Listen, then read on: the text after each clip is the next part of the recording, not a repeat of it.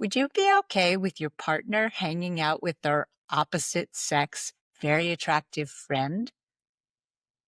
It's ended a lot of relationships, and we're going there today. Welcome to my Broken to Brave podcast. I'm Donna Barnes. So let's unpack this a little bit. If you've had a opposite sex friend for a long time, and now you're in a relationship and maybe your partner's a little bit uncomfortable with that friendship, you need to introduce the two so that they can see that there's nothing there. Because honestly, I have several guy friends that I've been friends with for a very long time. And if any of them get into a relationship, I go out of my way to be very friendly to any of their girls because I don't want them to feel like I'm a threat. Right. And I think that's the primary difference. If you have an opposite sex friend that you're flirtatious with or that is flirtatious with you, then no, I think you cannot have that relationship. And how are you behaving with that friend? If this is truly a best friend that now you're hanging out late at night with and you're telling all of everything that goes on in your relationship to this friend, and it's something that your partner is not really part of, then that's really a slippery slope. And that's largely what does end relationships. Leave me some comments if you've ever been in a relationship like this. I'd love to hear your thoughts. Have you had a partner with a same sex friend as you that has ended the relationship? Have they been deceitful about it? Has it made you uncomfortable? Is it a trust thing? Leave me your comments below and let me know what you think. Trust is essential in a relationship. So it really does boil down to trust. How much do you trust your partner and how much do you trust the friend? Which is why I think it's really crucial that you meet that friend. If you're new in a relationship and now your new partner keeps telling you about their friend that's the same sex as you and you're concerned about it, you need to meet that person. And if they're not willing to let you meet that person, there usually is something more there. Because true friends that have been friends for a long time, I mean, look, I have guys that I've been friends with for decades, and they're truly just friends. And any man that I am ever in a relationship with gets to know those friends so that it's not threatening in any way. There's really no reason for them to not welcome that friendship for themselves too. And quite frankly, some of my boyfriends have stayed friends with some of my guy friends, right? So that's the way it is fine. It is absolutely fine to keep your opposite sex friends. Or, if you're gay and you have a friend that is a little flirtatious with you, then it's all relative. It all is the same. You need to respect your partner, put your partner at ease and feel comfortable that they can trust you. And like you're not doing things behind their back, because that's what it really boils down to. Your partner wants to be the person that is the most important to you, your best friend. So now what if your best friend is the same sex as your partner and you're spending more time with your best friend? That's why it usually becomes a problem because they feel threatened by that.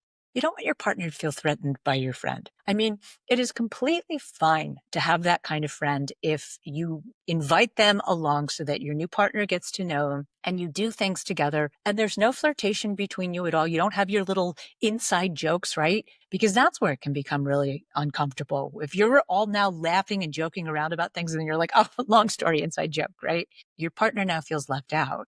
And that's largely when they will start to feel uncomfortable about it. But if they're very welcomed and open into the conversation, and it creates insecurity if your now friend is trying to be possessive of you in some way, trying to show that I've been here first, I know him better, or I know her better, or whatever it is, then, it's playing games and it's really not a good idea. If your partner is very jealous and hasn't even met your friend yet and is insisting that you don't have any friends of the opposite sex because it's not something that they can handle, that's a real issue for them. So if you have a longtime friend that has been important to you, you can't cut off that friendship because you now have a partner that doesn't understand that. Because friendships, I hate to say, relationships come and go. Your friendships should last a lifetime unless something toxic happens. You can't discount the feelings of your friends if you have a partner who's insanely jealous, because your friends will be there a lot longer, most likely. If it is genuinely just a friendship and they're invited along, then I think it's fine that you continue to have that friend in your life. But if you're keeping them secret and going out and doing things with the friend and seeing the friend late at night and spilling all of your secrets about your relationship to your friend, that would make anybody uncomfortable. Frequently, somebody doesn't want you to have a same-sex friend because they think perhaps it's your backup plan. And especially if it's somebody that you have previously dated. In fact, if you have a long-term friend that maybe you dated years ago and you realize that you weren't right for each other, so now you're just friends, perhaps you shouldn't tell your new partner that you ever dated because it does create insecurity. And if they think that you keep this person around just in case you guys don't work out, that you have the backup plan, that's a little bit too toxic and probably a violation of boundaries. But if you are going to keep same sex friends, especially if they've been friends for a really long time, you need to be really open and transparent about it. You can't be flirtatious with that person because, look, studies show that opposite sex friends are usually one of them is attracted to the other person and would like to have it become a relationship if the other person was willing, right? It goes back to the whole when Harry met Sally thing, and they ended up together in the end, right? So, the whole when friends become lovers thing. That idea is always there. So if your partner is a little bit uncomfortable with the fact that you have a same sex friend that you're really close to, you need to give them a little bit of leadway that it's making them insecure. But you need to have honest communication about it and an open dialogue and ask your partner, what is it that makes them uncomfortable and how are they feeling about it? And what are their objections to having this person in your life? And you need to really hear the objections because if they have valid points about things that you're not willing to change, then perhaps you're in the wrong relationship.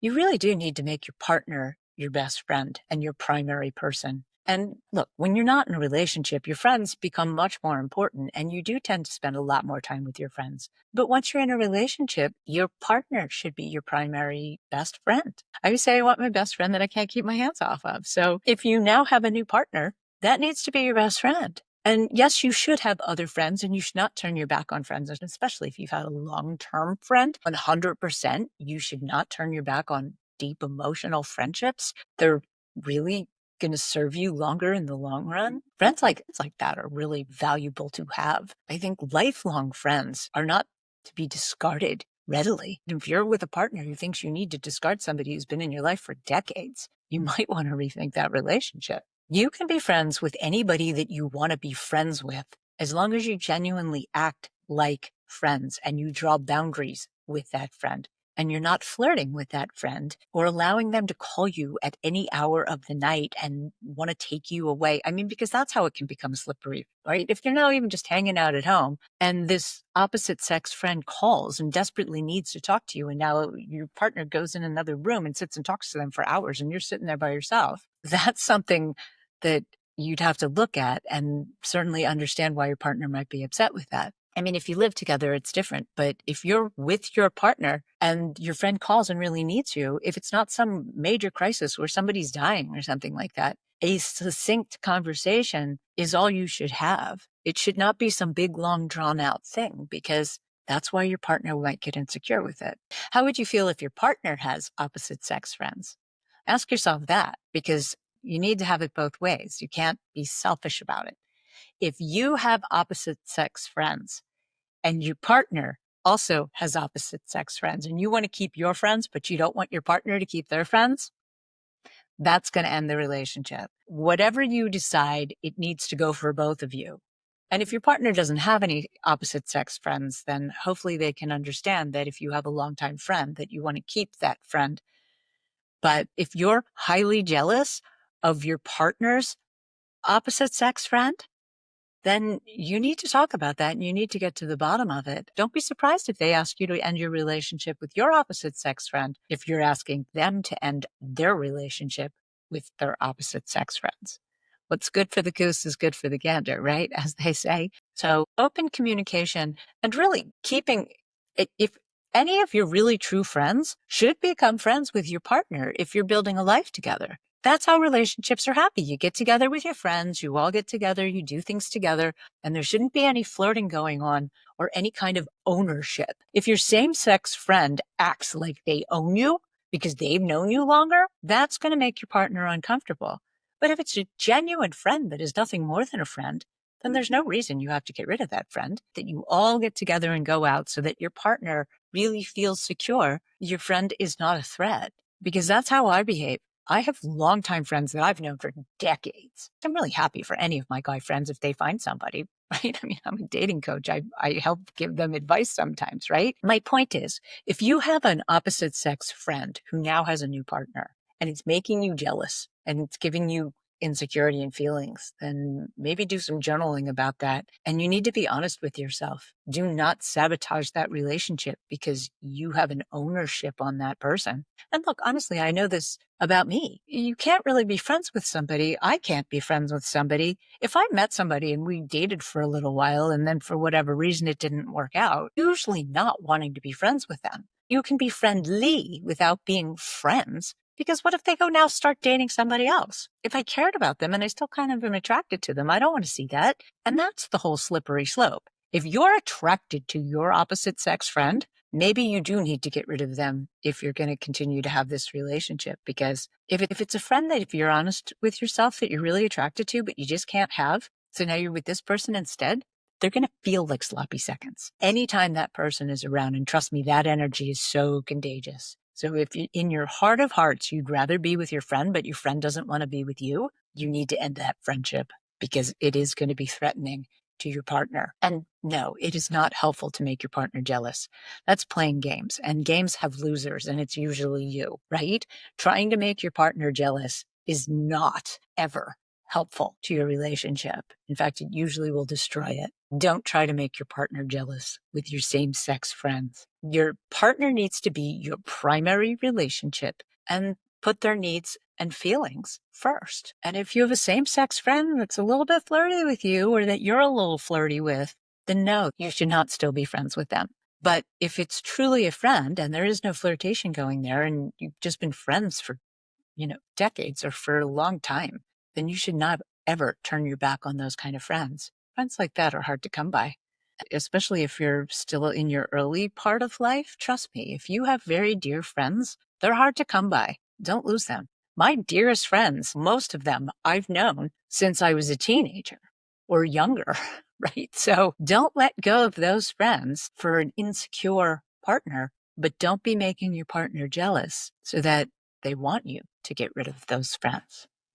So leave me your comments, like my video if you will, and subscribe if you haven't. And I love your comments. Let me know what you think. Do you have same-sex friends that your partner is uncomfortable with? Let me know what you think. And thanks for watching, and I'll see you in my next episode.